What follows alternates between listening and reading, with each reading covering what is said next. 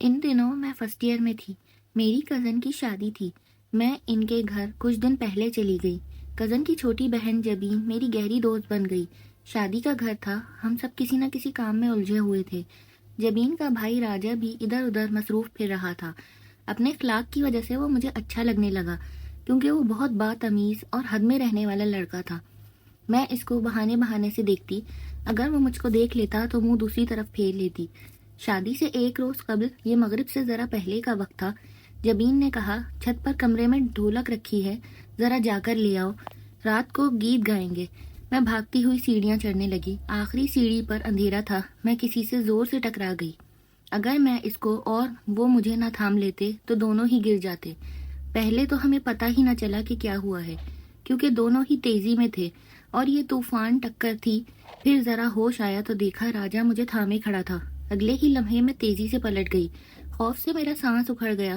میں نے بہانہ کیا کہ سیڑھی پر بلی میرے پیروں میں آ گئی، میں ڈر گئی، اس لیے ڈھولک نہیں لائی۔ یہ سن کر سب لڑکیاں میرا مذاق اڑانے لگیں کہ سیڑھی میں بلی ہی تھی نا، کوئی جن تو نہ تھا۔ اب میں انہیں کیا بتاتی؟ شادی ختم ہو گئی، ہم گھر واپس آ گئے، مگر اس واقعے نے مجھے بدل کر رکھ دیا۔ ایک دن فون کی گھنٹی بجی، میں نے فون اٹھایا۔ راجا تھا۔ وہ اس رات سیڑھی والے واقعے پر معذرت کرنے لگا۔ میں نے کہا معذرت کی کیا بات ہے؟ اگر تم مجھے تھام نہ لیتے تو میں سیڑھی سے لڑک کر نیچے گر جاتی اور شاید میرا سر پھٹ جاتا۔ شکر ہے کہ تم وہاں تھے، مجھے گرنے سے بچا لیا، ورنہ خبر نہیں کتنی چوٹ آتی۔ کہنے لگا چلو خیر، جو ہوا اتفاق سے ہو گیا، اب اس بات کو کیا دہرانا۔ میں نے تو یہ پوچھنے کے لیے فون کیا تھا کہ اگر جبین کو لے کر تمہارے گھر آ جاؤں تو کیا تم ہمارے ساتھ ہمارے گھر آ جاؤ گی؟ اگر امی نے اجازت دی، میں نے جواب دیا۔ اگلے دن جبین اور راجا ہمارے گھر آ گئے۔ جبین نے امی سے منت سماجت کی اور میں ان کے ساتھ ان کے گھر گئی۔ گاڑی راجا چلا رہا تھا، میں اور جبین کار کی پچھلی سیٹوں پر بیٹھے تھے۔ راجا نے شیشہ اس طرح سیٹ کر لیا کہ بار بار مجھ کو آئینے میں دیکھ سکتا تھا۔ میں ایک روز ان کے گھر مہمان رہی۔ انہوں نے میری بہت زیادہ خاطر مدارات کی۔ گھر آ کر یہی سوچتی رہی کہ ان لوگوں نے میری اس قدر خاطر تواضع کیوں کی ہے۔ شادی میں تو اور بھی رشتہ دار لڑکیاں آئی ہوئی تھیں، ان کو تو لفٹ نہیں کرائی، مجھ میں ایسی کیا خاص بات ہے؟ انہی دنوں جبین نے مجھے فون کیا اور کہنے لگی پھر کب تم کو لینے آئے؟ کیوں، خیر تو ہے؟ کیا روز روز مجھے لینے آؤ گی؟ راجا بھیا کہتے ہیں میں ہینا سے شادی کروں گا۔ ہمارے گھر والے بھی رضامند ہیں، لیکن تمہیں 2-4 بار گھر بلانا چاہتے ہیں۔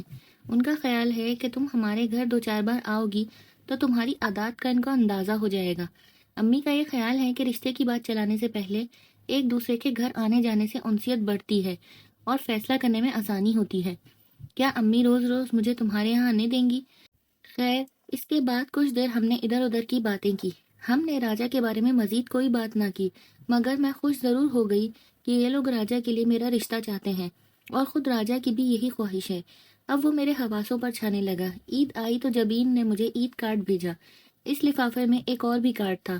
میں سمجھ گئی کہ یہ راجا کی طرف سے ہے۔ سوچا بھی نہ تھا خوشیاں اتنی جلدی مل سکتی ہیں۔ اس کے بعد فون پر باتوں کا سلسلہ چل نکلا۔ کبھی میں فون اٹھاتی تو راجا ہوتا، کبھی جبین فون کرتی تو میرا بھائی زکی گھر پر ہوتا تو وہ اٹھا لیتا، تب جبین زکی سے 2-4 باتیں کر لیتی۔ اب مجھے راجا سے ملنے کی چاہ رہنے لگی۔ ہم ملتے بھی جبین کی معرفت تھے، یعنی وہی میرے پاس آنے کا پروگرام بناتی، لیکن میرا بھائی زکی میرا ساتھ نہ دیتا۔ تب مجھ کو اس کی بڑی منت سماجت کرنا پڑتی، تو کہیں جا کر وہ مجھے جبین کے گھر لے جانے پر راضی ہوتا۔ ہمارے گھر والے یہ سمجھتے تھے کہ ہم دونوں سہیلیاں ایک دوسرے سے ملنے جاتی ہیں، جبکہ میں جبین کے گھر صرف راجا کے لیے جاتی تھی۔ پہلے پہل زکی مجھے باتیں سنا دیتا کہ کیوں جبین کے گھر جاتی ہو، میں کوئی فالتو نہیں کہ روز روز تم کو ان کے گھر لے کے جاؤں گا۔ بعد میں وہ بھی نرم رویہ اختیار کرتا گیا۔ اب جب بھی مجھے جبین کے گھر جانا ہوتا، زکی کہتا چلو میں تم کو لے چلتا ہوں۔ پھر پتہ نہیں کیوں تقدیر کو میری خوشی اچھی نہ لگی کہ راجا آہستہ آہستہ بدلنے لگا۔ وہ مجھ سے اور میرے بھائی سے کھنچ گیا، جس کی وجہ سے میری پڑھائی بھی متاثر ہونے لگی۔ جبین سے پوچھا تو وہ بولی اصل بات یہ ہے کہ راجا بھائی کو تمہارے بھائی کا ہمارے گھر آنا جانا اچھا نہیں لگتا، کیونکہ اس نے فون پر مجھے زکی سے باتیں کرتے سن لیا ہے۔ اس کو شک ہو گیا ہے کہ ہم دونوں ایک دوسرے میں دلچسپی رکھتے ہیں، تبھی اب وہ مجھ سے بھی اکڑا اکڑا رہتا ہے۔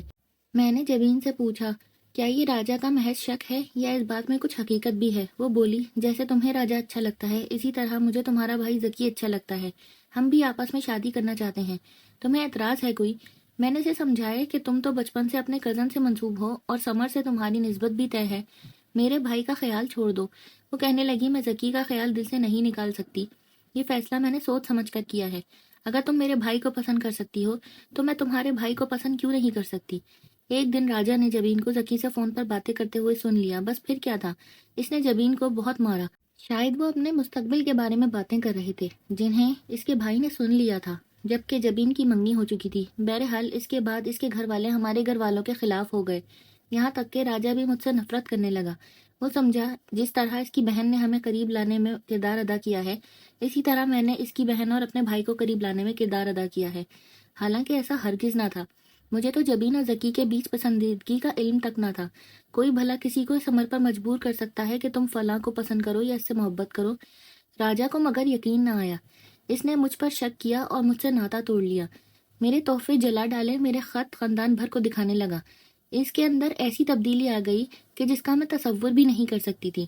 وہ جو مجھ سے پیار کرتا تھا، جب اچھا تھا تو بہت اچھا تھا، اب برا بنا تو بہت برا بن گیا۔ میں ان دنوں کو یاد کر کے رو دیتی تھی جب وہ اپنی بہن سے منتیں کرتا تھا کہ ہنا کے گھر چلو، ہم اسے لے آتے ہیں۔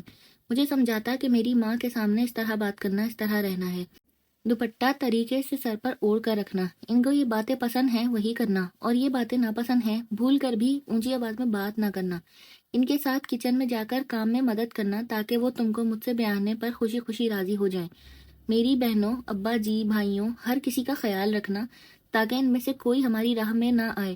یہ وہی تھا کہ جو اب ہمارے سارے خاندان سے متنفر ہو گیا تھا۔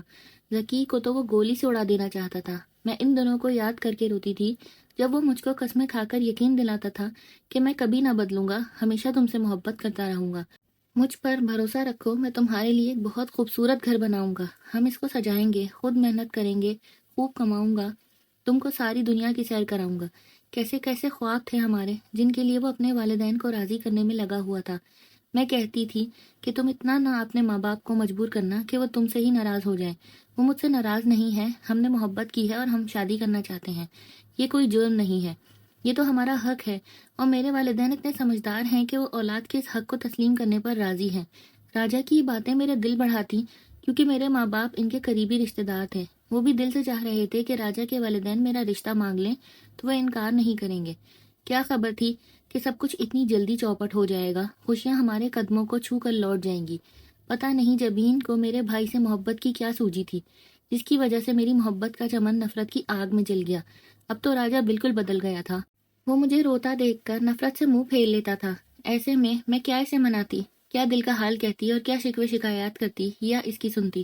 اس نے جبین کو سختی سے روک دیا کہ ہمارے گھر آنا تو دور کی بات، فون پر بھی مجھ سے بات نہ کرے۔ اس نے ہم سے سارے رابطے ختم کر دیے اور میرے بھائی کے لیے اپنے دل میں بغض ہی نہیں دشمنی پال لی۔ وہ اب ذکی کو ذلیل کرنے کے چکر میں لگا تھا جس کا میں تصور نہ کر سکتی تھی۔ پھر اس کے ہاتھ ذکی کا ایک خط لگ گیا جو میرے بھائی نے اس کی بہن کو لکھا تھا۔ بس پھر کیا تھا، جو لاوا اس کے اندر جمع ہو رہا تھا پھٹ کر باہر آ گیا۔ ایک دن اس نے ذکی کو میدان میں جا لیا جہاں وہ اپنے دوستوں کے ساتھ کھڑا تھا۔ راجا کے ہاتھ میں چھرا تھا، اس نے جاتے ہی میرے بھائی پر حملہ کر دیا۔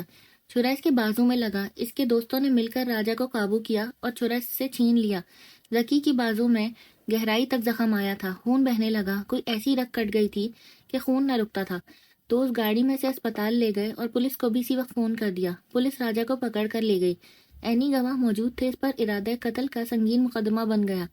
دونوں خاندانوں میں پریشانی بڑھ گئی۔ تب بزرگوں کو علم ہوا کہ ایسا کیوں ہوا۔ والدین نے جلدی سے میری شادی چچا زاد سے کرا دی اور جبین کے ماں باپ نے بھی وقت ضائع کیے بغیر اس کی شادی اس کے منگیتر سے کر دی۔ انہوں نے کہا ہماری لڑکیاں ہی فتنہ ہیں جن کی وجہ سے ان کے بھائی موت کے منہ میں گئے ہیں، خدا نے ان کی زندگیاں بچا لیں ورنہ حالات اس سے بھیانک ہو سکتے تھے۔ ہم سے ہی غفلت ہوئی کہ ہم نے اپنی بیٹیوں کو اتنی چھوٹ دی کہ ایک دوسرے کے گھر آنے جانے سے روکا نہیں۔ اب وہ جو بھی کہتے حق بجانب تھا کہ ان کو اس وقت سنگین حالات کا سامنا تھا، لیکن میں سوچتی تھی کہ راجا نے جو بات اپنے لیے غلط نہیں سمجھی، کسی کی بہن سے محبت کی، اس سے شادی کی کوشش کی، پیار بھرے خط بھی لکھے، فون پر بھی مجھ سے باتیں کرتا تھا، مستقبل کے خواب دکھاتا تھا، وہ سب اپنے لیے تو اسے جائز لگتا، لیکن اپنی بہن کی محبت یا پسند سے شادی اسے کلنک کا ٹیکا لگی۔ جو امر اس کے خیال میں مردوں کے لیے مردانگی کا سنگھار تھا، وہ عورتوں کے لیے قابل تعزیر ٹھہرا۔ یہ کیسا تضاد تھا۔ ہم لڑکیاں جو اپنوں پر اعتبار کر لیتی ہیں، کیا اس قابل ہوتے ہیں کہ ان سے دل کا مضبوط رشتہ باندھا جائے؟ کیا بھروسے اور محبت کے رنگ اتنے کچے ہوتے ہیں کہ ہاتھ لگانے سے اتر جاتے ہیں؟ ذرا سی رنجش آئی اور محبت ختم ہو گئی، بھروسے کے پرخچے اڑ گئے۔